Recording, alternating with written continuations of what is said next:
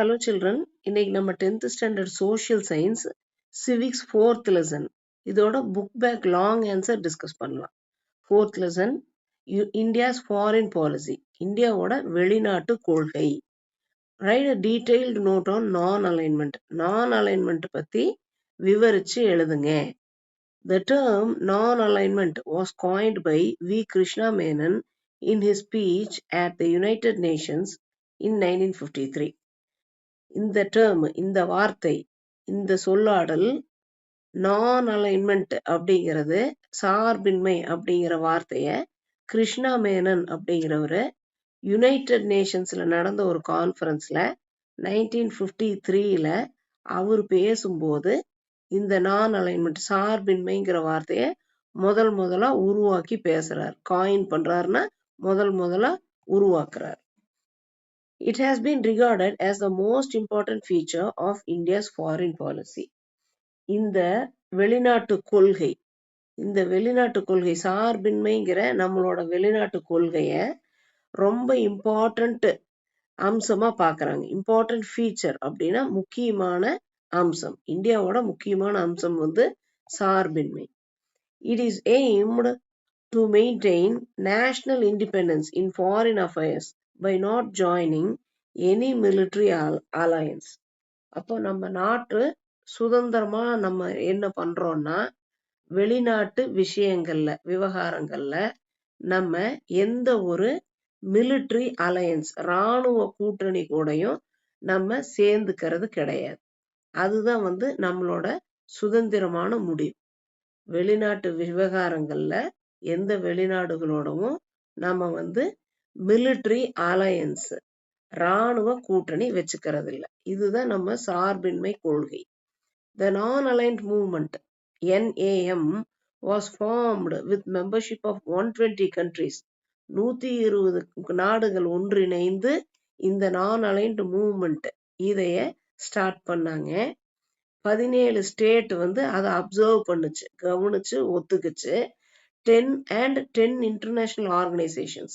அப்போ 10 வெளிநாட்டு ஆர்கனைசேஷன்ஸ் அமைப்புகளும் இத ஓகே பண்ணுச்சு அப்படிங்கிறது தான் நான் இந்த லைனோட மீனிங். Okay. The founding fathers of non-aligned movement. இந்த non-aligned movementோட ஃபவுண்டிங் ஃபாதர்ஸ், இந்த அமைப்பை உருவாக்கிய தலைவர்கள், ஓகே, அமைப்பு பிதாக்கள், நாட்டின் பிதாக்கள் அப்படின்னு சொல்லுவாங்க இல்லைங்களா.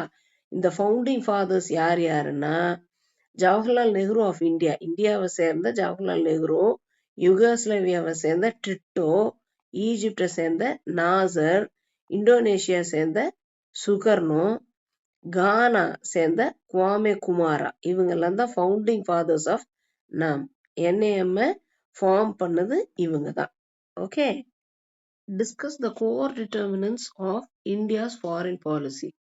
இந்தியாவோட ஃபாரின் கொள்கை எதனால் முடிவு செய்யப்பட்டது, அதற்கான காரணிகள் என்னென்ன, முக்கியமான காரணிகள் என்னென்ன, ரீசன், இந்தியாவோட ஃபாரின் கொள்கையை முடிவு பண்றதுக்கு என்னென்ன காரணங்கள்.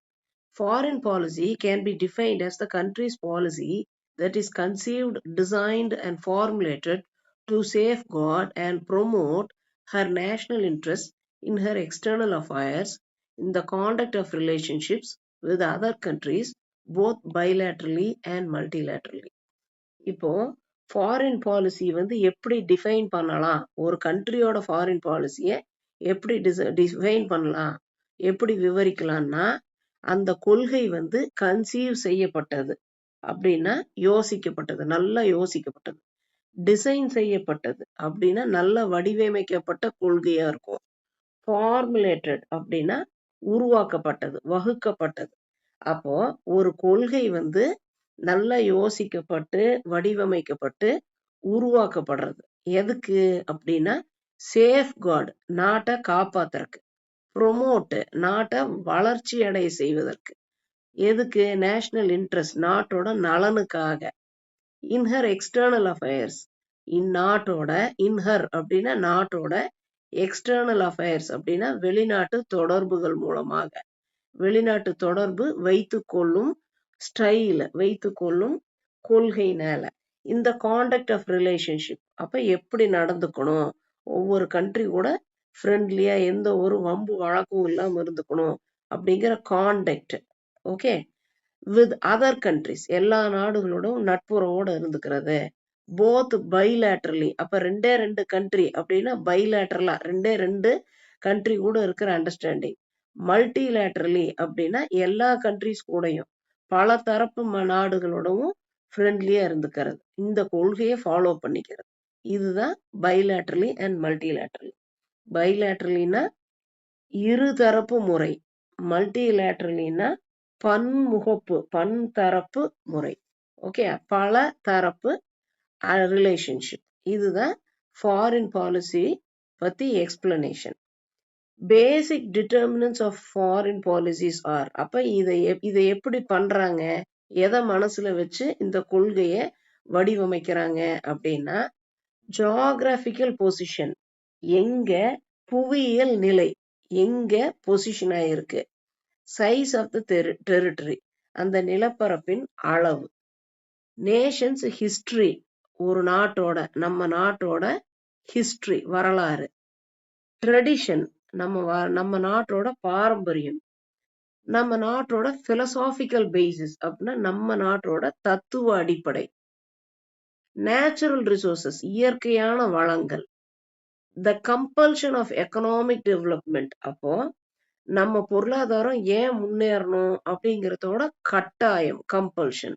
அப்ப பொருளாதார முன்னேற்றத்தின் கட்டாயம் அப்படிங்கிறது இந்த லைனோட மீனிங். Political stability and structure of government, அப்ப நம்ம நாட்டோட அரசியல் ஸ்திரத்தன்மை, ஸ்டேபிளா இருக்கிறது அப்படின்னா ஸ்திரமா இருக்கிறது, ஸ்ட்ராங்கா இருக்கிறது. ஸ்ட்ரக்சர் ஆஃப் கவர்மெண்ட், கவர்மெண்டோட அமைப்பு, அரசாங்க அமைப்பு. த நெசசிட்டி ஆஃப் பீஸ், அமைதிக்கான தேவை, நெசசிட்டினா தேவை. டிஸ்ஆர்மமெண்ட், ஆயுதங்கள் இல்லாம இருக்கிறது. ஓகே, ஆர்ம்ஸ் இல்லாம இருக்கிறது disarmament. Non proliferation of nuclear weapons, nuclear வெப்பன்ஸ்னாலே அணு ஆயுதங்கள். அப்ப நான் ப்ராலிஃபரேஷன் அப்படின்னா அணு ஆயுதங்களை பரவ விடாம தடுக்கிறது, வளர்த்த விடாம தடுக்கிறது. இதுதான் non proliferation of nuclear weapons. Military strength, ஒரு இராணுவத்தோட பலம்.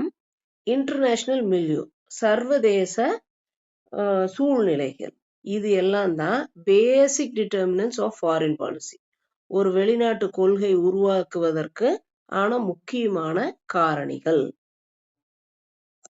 Make a list on basic concepts followed by India to maintain friendly relations with its neighbors. Basic concepts followed by India. India அண்டை நாடுகளோட நட்புறவோட இருக்கிறதுக்கு என்னென்ன பேசிக் கான்செப்ட்ஸ் அப்படின்னா அடிப்படை காரணம், கருத்துகள் என்ன. கான்செப்ட்ஸ்னா கருத்துகள்.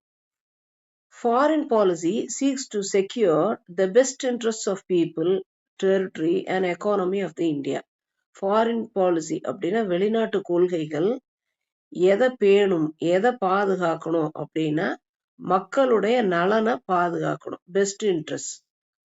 டெரிட்டரி, மக்களுடைய நிலப்பரப்பை பாதுகாக்கணும். எக்கானமி ஆஃப் த கண்ட்ரி, அதனுடைய பொருளாதார வளர்ச்சியை மேம்படுத்த பாடுபடணும். இதுதான் ஃபாரின் பாலிசியோட நோக்கமா இருக்கும். அதைத்தான் செக்யூர் பண்றதுக்கு ட்ரை பண்ணும். செக்யூர்னா அடையறக்கு. இதெல்லாம் தான் முக்கியம். ஒரு நாட்டோட ஃபாரின் கொள்கைகள், வெளிநாட்டு கொள்கைகள் எதுக்கு நம்ம வச்சிருக்கோம்னா இதையெல்லாம் பேணி காப்பதற்காக வச்சிருக்கோம். The basic concepts, அடிப்படை கருத்துகள் followed by India. இந்தியா எதை ஃபாலோ பண்ணுது? To maintain friendly relations with neighbors are, அந்த கருத்துகள் என்னென்னா preservation of national interest, அப்போ தேசிய நலனை பாதுகாக்கிறது. Achievement of world peace, உலக அமைதியை அடையிறது. Disarmament, ஆயுதம் இல்லாம இருக்கிறது, இல்லாட்டி இருந்தா குறைச்சுக்கிறது. இது ஆயுத குறைப்பு இல்லாட்டி ஆயுத துறப்பு, அதுதான் டிஸ்ஆர்மமெண்ட் பேரு. டிஸ்ஆர்மமெண்ட். fostering cordial relationship with other countries, அப்படின்னா கார்டியல்னு நட்பு, நட்புறவை வளர்த்திக்கிறது.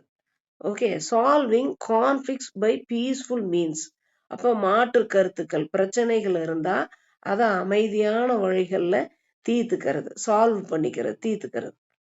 Independence of thought and action as per the principles of NAM.